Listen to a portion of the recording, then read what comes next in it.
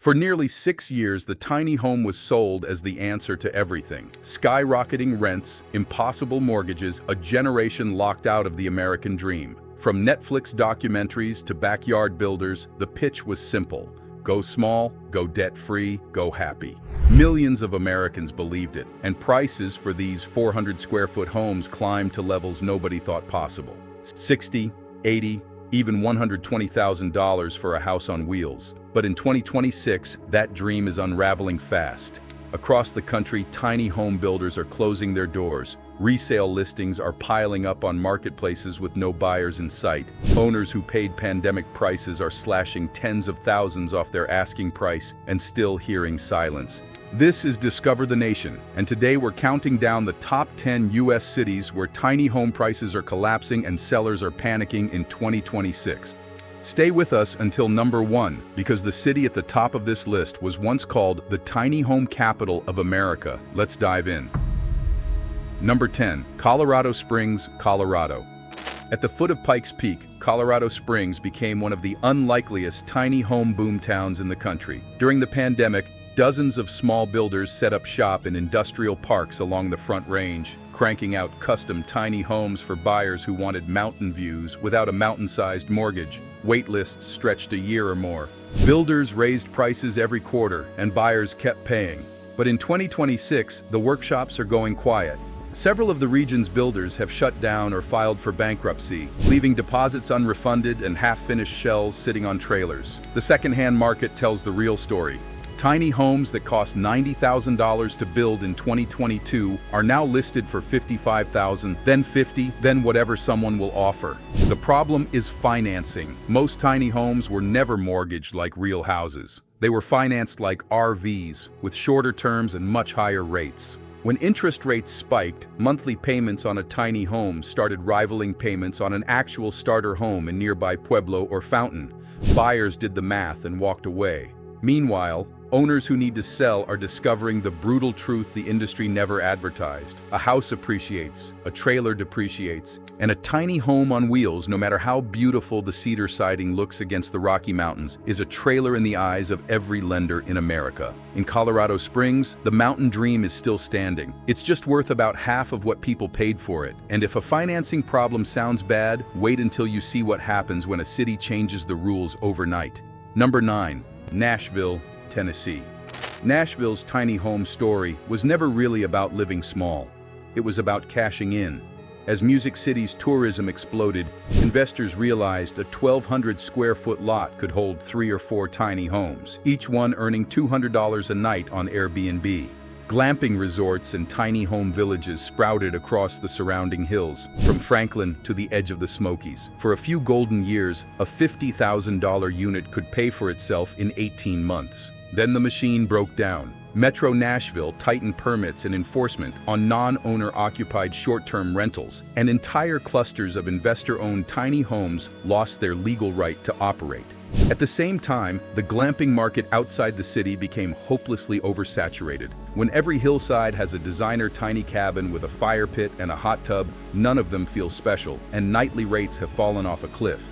The result is a flood of nearly identical units hitting the resale market at the same time. Scroll through the listings and you'll see the same sad pattern. Turnkey Airbnb, tiny home, motivated seller, price reduced. Units that sold for $85,000 at the peak are moving for $50,000, and the ones without land are barely moving at all.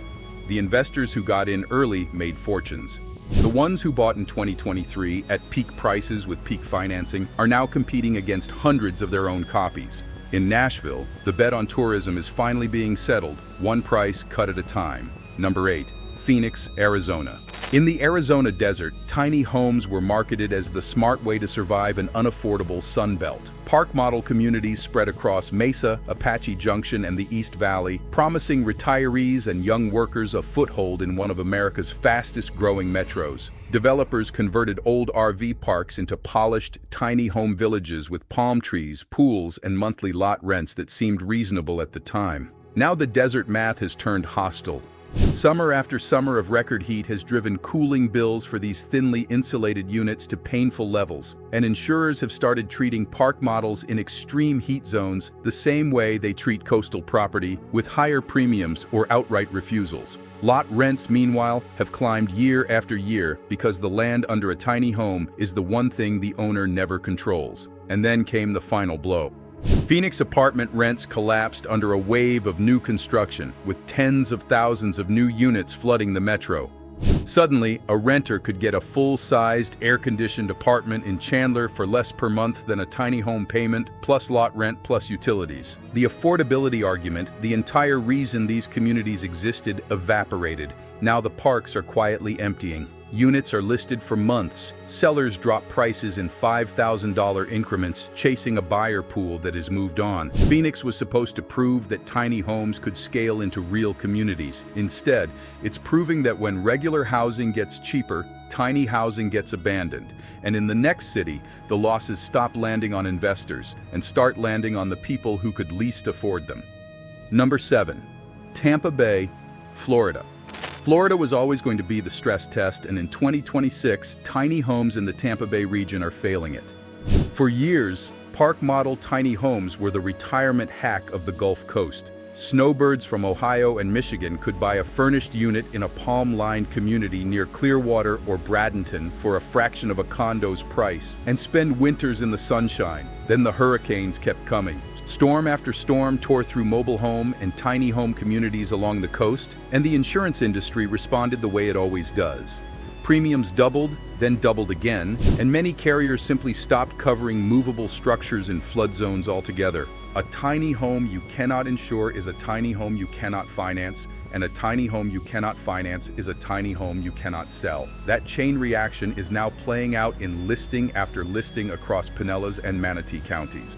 Retirees who paid $70,000 or $80,000 for their piece of paradise are cutting prices by a third and still watching units sit. Some are walking away entirely, handing the keys back to park owners and eating the loss, because the combination of rising lot rent, uninsurable structures, and storm anxiety has made ownership feel like a liability. The cruelest part is who this hits. These weren't speculators. They were fixed-income seniors who did everything the affordable living seminars told them to do. In Tampa Bay, the people losing the most are the ones who followed every rule, and that's what makes this one hurt. Number 6. Boise, Idaho. Boise already starred in one housing horror story when pandemic migration sent its home prices and rents into orbit. But the sequel is playing out in its backyards. When traditional homes became unreachable, Boise embraced the small living movement. Homeowners dropped tiny homes and accessory units onto their properties. Builders in Meridian and Nampa pivoted to compact prefab models, and remote workers fleeing Seattle and the Bay Area snapped them up as offices, rentals, and starter homes. Then, the remote workers left. As companies pulled employees back to the coasts and the Great Migration reversed, Boise's inflated market was left holding inventory priced for Silicon Valley wallets in a city with Idaho paychecks. Tiny homes were hit first and hardest. A local nurse or teacher was never going to pay $90,000 for 400 square feet, and now that the Californians are gone, nobody else will either. Backyard units that once rented in days sit empty for months.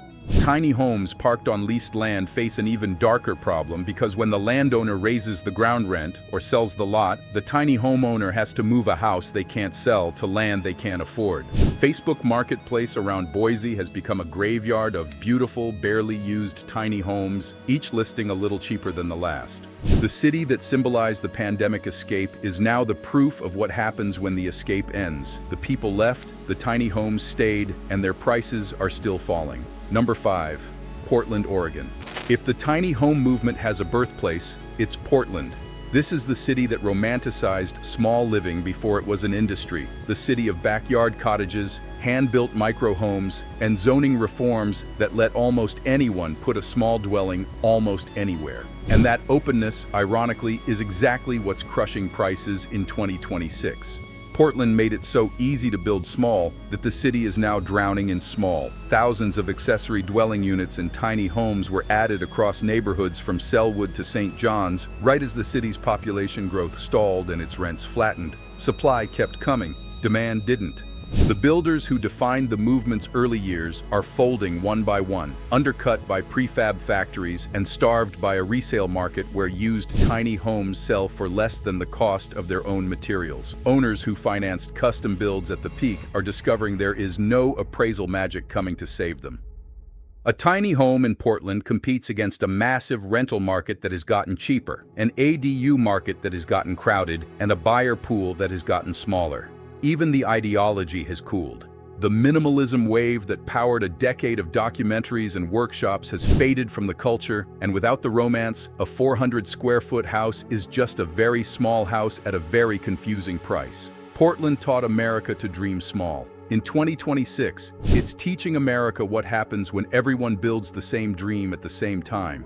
If this breakdown is connecting dots for you, hit subscribe because we cover America's biggest housing shifts every single week, and the next one is already in production. Now back to the countdown, because the next collapse didn't start in a city at all. It started 9,000 feet up a mountain. Number 4, Denver, Colorado. Denver's tiny home crisis didn't start in Denver. It started in the mountains. For years, investors bought tiny homes and park models to run as short-term rentals in Colorado's resort corridor, in towns around Breckenridge, Steamboat, and Winter Park, where a ski season could pay off a unit in record time. Then the mountain towns revolted. Facing housing shortages for their own workers, resort communities like Breckenridge passed some of the toughest short-term rental restrictions in the country, capping licenses, raising fees, and in some areas banning new permits outright. Overnight, thousands of investor-owned tiny units lost their business model. And where did they go? Down the mountain into the Denver metro, flooding a resale market that was already soft. In 2026, Denver listings are full of gorgeous, barely used mountain tiny homes with cratering prices because every seller is racing every other seller to the exit. Buyers, meanwhile, have run the numbers and recoiled. Land in the Denver metro is so expensive that parking a tiny home legally often costs more per month than renting an apartment downtown, where rents have been sliding thanks to a wave of new towers. The tiny home was supposed to be the affordable answer to Colorado's housing crunch. Instead, in Denver, it has become the most complicated way to overpay for the least amount of space. The units keep coming down from the mountains, the prices keep coming down with them, and nobody can say where the bottom is. Number 3. Las Vegas, Nevada. Las Vegas treats everything like a bet, and for a while, tiny homes looked like a sure one. During the boom, flippers bought units the way they'd buy chips, grabbing prefab models at $40,000, dressing them up with desert landscaping and Instagram lighting, and reselling them at $70,000 or renting them nightly to tourists who wanted something quirkier than a strip hotel. Celebrity attention on Vegas tiny home living poured gasoline on the hype, and for 2 or 3 years, everyone at the table was winning. This year, the cards turned. The tourism economy that props up the entire valley has softened. Convention traffic is thinner, and the locals who staff the casinos are stretched too thin to buy anything, let alone a novelty home. The flippers are now trapped in the classic speculator's squeeze, holding assets that cost money every month and attract offers that shrink every week. Tiny home communities on the edges of Henderson and North Las Vegas sit partially empty, their developers offering discounts and incentives that would have been unthinkable at the peak. Some sellers are unloading units for less than they paid before renovations, just to stop the bleeding on lot fees and loans. The pattern is one this city knows by heart. Easy money rushes in, prices detach from reality, and the last buyers at the table pay for everyone else's winnings. In Las Vegas, the tiny home wasn't a housing solution. It was a speculative asset in a costume. And in 2026, the costume has come off. But no city destroyed the tiny home argument more completely than the one that invented the crisis it was built to solve. Number 2. Austin, Texas. Austin's tiny home boom was born from its rent crisis. When apartment prices exploded during the tech migration, tiny home villages on the city's eastern edge were hailed as the escape hatch, a way to own something, anything, in a metro that had priced out its own workforce. Buyers paid premium prices for compact units, and long wait lists formed for village lots. But then Austin did something no one expected. It fixed its housing shortage by accident. Developers built so many apartments during the boom that when demand cooled, rents didn't just dip. They collapsed, falling faster than almost anywhere in America. And that collapse quietly destroyed the entire tiny home equation. Because in 2026, a renter in Austin can get a full-size luxury one-bedroom with a pool, a gym, and 2 months free for less than the monthly cost of a tiny home loan plus lot rent on the outskirts. The affordability argument, the beating heart of the movement, is gone. Tiny home sellers in the Austin area are now marketing against some of the cheapest big city apartments in the Sun Belt, and they are losing badly. Resale prices have fallen by a third or more from their peaks. Village lots that had wait lists now advertise availability, and builders who expanded aggressively are cutting production. There's a strange irony here. The tiny home was supposed to be the answer to unaffordable housing. But the moment regular housing became affordable again, the answer stopped making sense. Austin didn't kill the tiny home dream with regulations or disasters. It killed it with cheap apartments, which brings us to number 1 and the fall of the capital itself. Number 1, Asheville, North Carolina. For more than a decade, Asheville was the spiritual home of the American tiny home movement. The Blue Ridge Mountains were dotted with handcrafted micro-cabins, the city hosted festivals and builders that defined the industry, and television crews came here to film the lifestyle that half the country fantasized about. Owning a tiny home in the hills above Asheville wasn't just housing. It was an identity. In 2026, that identity is collapsing under the weight of reality. The devastation of Hurricane Helene changed everything in western North Carolina. Rebuilding sent construction costs and insurance premiums soaring across the region. And insurers now look at small structures on remote mountain land with steep access roads and flood-prone creeks as some of the riskiest property in the southeast. At the same time, the tourism machine that funded thousands of tiny home rentals has sputtered. Bookings for mountain cabins and glamping sites have thinned as travelers pull back, and as the supply of nearly identical rentals keeps growing. The result is the steepest tiny home price collapse in the country. Units that commanded well over $100,000 at the peak are being listed at half that, and even the famous builders whose names carried premiums are watching their creations sit unsold. Longtime owners describe the same painful arc. They bought a dream, they paid a fortune for it, and now the market is telling them the dream was a product, and the product is out of season. Asheville built the myth of tiny living. In 2026, it's where the myth is being buried. Across America, the tiny home reckoning tells a bigger story than square footage. This was a movement powered by a broken housing market, sold as freedom, and priced like the real estate it could never legally become. When rents were soaring and mortgages were impossible, a house on wheels felt like rebellion. But the moment apartments got cheaper, insurance got harder, and the influencers moved on, the movement was left standing on its actual foundations, which turned out to be trailer axles and borrowed land. Some owners will hold on and live happily in the homes they love, and for them, none of this matters. But for the builders who overexpanded, the investors who chased nightly rates, and the buyers who paid 6 figures for 400 square feet, 2026 is the year the bill arrived. The lesson echoes from Colorado Springs to Asheville. A home is only an asset if someone else wants it tomorrow. You've been watching Discover the Nation, your home for cinematic deep dives into America's biggest transformations. Next week, we're breaking down the American cities where home prices are quietly slipping underwater. So hit subscribe right now because that story is going to be even bigger than this one. And as always, the numbers tell the story.